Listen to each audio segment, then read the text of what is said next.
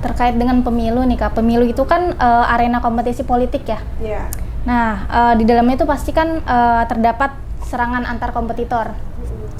Nah, kira-kira di dalam serangan-serangan itu kan pasti banyak muncul hoax di dalamnya Kak. Nah, kira-kira bagaimana nih Kak memunculkan pemilu tanpa hoax, karena dilihat dari sekarang kan pemuda itu aktif di sosial media gitu, pasti kan berita-berita muncul di sosial media. Nah, bagaimana menciptakan pemilu tanpa hoax itu Kak, dan mungkinkah pemilu itu tanpa hoax itu bisa terjadi Kak?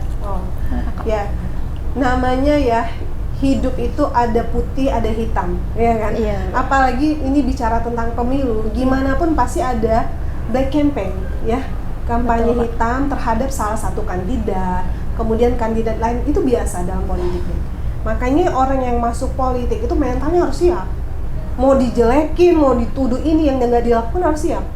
Nah, kembali lagi ke kita, para netizen, bahasanya kalau di media sosial, apalagi anak-anak intelektual, ada HMI ya, harus paham bahwa ini jangan langsung menerima berita itu bulat-bulat.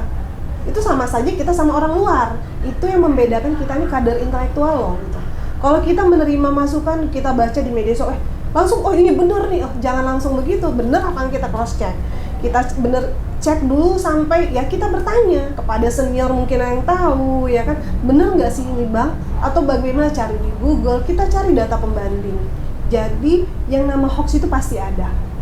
Itu pasti ada, karena pasti bagaimana buzzer misal dibikinkan oleh kubu lawan, bagaimana itu biasa. Nah, tapi kita sebagai orang yang memang melek politik, kita dan juga punya nilai intelektual yang bagus, jangan sampai menelan bulat-bulat informasi itu, harus kita cross check benar gitu.